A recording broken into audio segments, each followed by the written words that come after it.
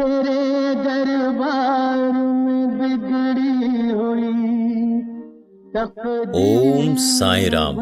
महाराष्ट्र के तीर्थ स्थलों में से शिरडी सबसे महत्वपूर्ण तीर्थ स्थल है। शिरडी, जिसकी पहचान साईं बाबा से है। भारत देश विभिन्न जाति, पंथ और परंपराओं का देश है। अलग अलग जाति और संप्रदाय के लोग अलग अलग भगवान का प्रचार करते हैं, पर साईं बाबा के बारे में कहा जाता है कि उन्होंने 19वीं सदी में लोगों को धर्म और भेदभाव से ऊपर उठकर सोचना सिखाया। शिरडी साईं बाबा ने अपना पूरा जीवन एक फकीर के रूप में बिताया, पर लोगों को मानवता का एक विशाल खजाना देकर चले गए। छोटे से शहर शिरडी में प्रतिदिन हजारों की संख्या में भक्त साईं बाबा के दर्शन हेतु आते हैं। भक्तों का मानना है कि शिरडी के साईं बाबा के दर्शन मात्र से उनके सभी दुख दर्द दूर हो जाते हैं। आइए आज जानते हैं शिरडी के साईं बाबा के बारे में कुछ रोचक बातें।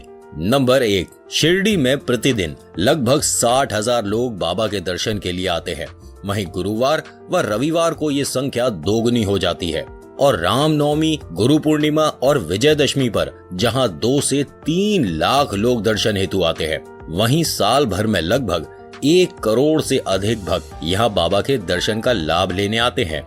नंबर 2, साईं बाबा एक जोगी, संत और फकीर थे जिन्हें आज भगवान के रूप में पूजा जाता है। नंबर 3, साईं बाबा 16 वर्ष की उम्र में अहमदनगर जिले के शिरडी गांव में पहुंचे। यहां पर उन्होंने एक नीम के पेड़ के नीचे आसन में बैठकर तपस्वी जीवन बिताना शुरू कर दिया। जब शिरडी के लोगों ने उन्हें देखा तो वे चौंक गए, क्योंकि इतने युवा व्यक्ति को इतनी कठोर तपस्या करते हुए उन्होंने पहले कभी नहीं देखा था। वो ध्यान में इतने ज्यादा लीन थे कि उन्हें सर्दी, गर्मी और बरसात का कोई एहसास नहीं होता था।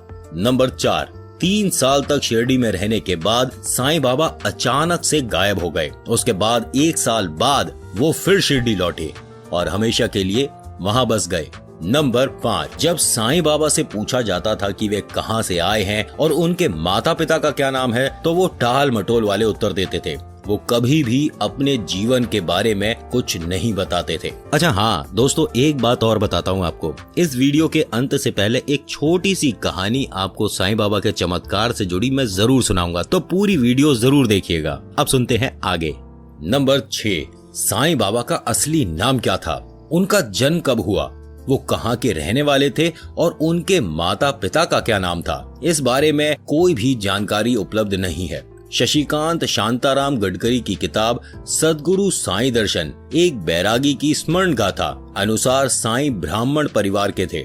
उनका परिवार वैष्णव ब्राह्मण, यजुवर्दी शाखा और कौशिक गोत्र का था। साईं बाबा का जन्म 27 सितंबर 1830 को महाराष्ट्र के परभणी जिले के पाथरी गांव में हुआ था। साईं बाबा के पिता का नाम परशुराम भुसारी और माता का नाम अनुसुया था, जिन्हें गोविंद भाऊ और देवकी अम्मा भी कहा जाता था। कुछ लोग पिता को गंगा भाऊ भी कहते थे। दोनों के 5 पुत्र थे, जिनका नाम कुछ इस प्रकार से है: रघुपति, दादा, हरिभाऊ, अंबादास और बलवंत। साईं बाबा परशुराम की तीसरी संतान थे, जिनका नाम हरिभाऊ था। नंबर 7, साईं नाम उन्हें भारत के पश्चिम में स्थित महाराष्ट्र के शिरडी नामक गांव में पहुंचने के बाद वहां के लोगों ने दिया। तभी से वो साईं बाबा के नाम से पहचाने जाने लगे। नंबर 8, जब साईं बाबा शिरडी पहुंचे तब शिरडी गांव में लगभग 450 परिवारों के घर रहे होंगे। वहां साईं बाबा ने सबसे पहले खंडोबा मंदिर के दर्शन किए। फिर वे वैकुंठा के बताए उस नीम के पेड़ के पास पहुंच गए। नीम के पेड़ के नीचे उसके आसपास एक चबूतरा बना था।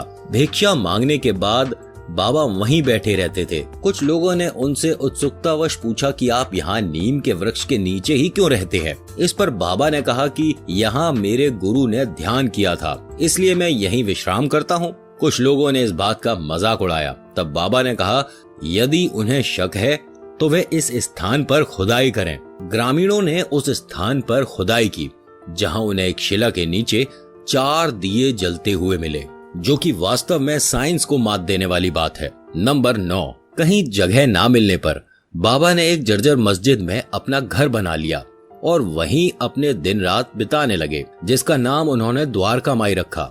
द्वारका माई समाधि मंदिर के दाईं तरफ है। द्वारका माई वो जगह है जहाँ साईं बाबा ने सबसे ज्यादा समय बिताया। आज भी द्वारका माई में वो पत्थर रखा है जहाँ साईं बाबा बैठा करते थे। साईं बाबा हमेशा रात में यहाँ दिया जलाया करते थे। नंबर 10, साईं बाबा ने काफी समय मुस्लिम फकीरों के संग व्यतीत किया, पर उन्होंने कोई भी व्यवहार धर्म के आधार पर नहीं किया। वो सिर्फ मानवता में विश्वास करते थे। उनका कहना था सबका मालिक एक है। नंबर 11, साईं बाबा हमेशा बीमार और दुखी लोगों के सेवा किया करते थे और दूसरों को भी इसके लिए प्रेरित किया करते थे। नंबर 12, साईं बाबा शिरडी के केवल 5 परिवारों से रोज दिन में 2 बार भिक्षा मांगते थे। वो पात्र में तरल पदार्थ और कंधे पर टंगे हुए कपड़े की झोली में रोटी और ठोस पदार्थ इकट्ठा किया करते थे। सभी सामग्रियों को वो द्वारका माई लाकर मिट्टी के बड़े बर्तन में मिलाकर रख देते थे। कुत्ते, बिल्लियां, चिड़िया निसंकोच आकर उस खाने का कुछ अंश खा लेते थे। बची हुई भिक्षा को साईं बाबा गरीब भक्तों के साथ मिल बांट कर खाते थे। नंबर 13, पहले शिरडी के लोग साईं बाबा को पागल समझते थे, पर उनके चमत्कारों से प्रभावित होकर उनके भक्तों की संख्या बढ़ती गई। एक बार उनके भक्त ने उन्हें खाने पर बुलाया। निश्चित समय से पूर्व ही साईं बाबा एक कुत्ते का रूप धारण करके भक्त के घर पहुंच गए। भक्त ने अनजाने में चूल्हे में जलती हुई लकड़ी से कुत्ते को मारकर भगा दिया। कुछ देर उस भक्त ने साईं बाबा का इंतजार किया और जब साईं बाबा नहीं आए तो उनका भक्त उनके पास पहुंचा और साईं बाबा से ना आने का कारण पूछा। साईं बाबा मुस्कुराए और कहा, मैं तो तुम्हारे घर भोजन के लिए आया था, लेकिन तुमने जलती हुई लकड़ी से मुझे मारकर भगा दिया। भक्त अपनी भूल पर पछताने लगा और माफी मांगने लगा। साईं बाबा ने स्नेहपूर्वक उसकी भूल को क्षमा कर दिया। नंबर 14, विजयदशमी के दिन शिरडी में साईं बाबा का महाप्रयाण दिवस मनाया जाता है। बाबा ने हमें श्रद्धा और सबूरी के रूप में ऐसे 2 दीप दिए। बाबा ने हमें श्रद्धा और सबूरी के रूप में ऐसे 2 दीप दिए हैं जिन्हें यदि हम अपने जीवन में ले आए तो उजाला पैदा कर सकते हैं। श्रद्धा का अर्थ होता है विश्वास, जो हमेशा व्यक्ति को सही रास्ते की ओर लेके जाता है। वहीं सबूरी का अर्थ है संयम, जिससे व्यक्ति उस रास्ते पर धैर्य पूर्वक टिका रहे और चलता रहे। नंबर 15, साईं बाबा की मृत्यु 15 अक्टूबर सन 1918 को शिरडी गांव में हुई थी। मृत्यु के समय उनकी उम्र 83 वर्ष की थी। दोस्तों, आज की वीडियो में इतना ही। आज की वीडियो आपको कैसी लगी मुझे कमेंट करके जरूर बताइएगा। अच्छी लगी तो लाइक करिएगा और हाँ, चैनल पर पहली दफा आए हैं और जानते रहना चाहते हैं कुछ अमेजिंग, कुछ इंटरेस्टिंग, कुछ रोचक बातें, तो अपने इस खुद के YouTube चैनल को सब्सक्राइब जरूर करिएगा। मेरा नाम नितिन है। वीडियो देखने के लिए शुक्रिया। मुलाकात करूंगा आपसे एक अगली वीडियो में। धन्यवाद। ओम साईं राम।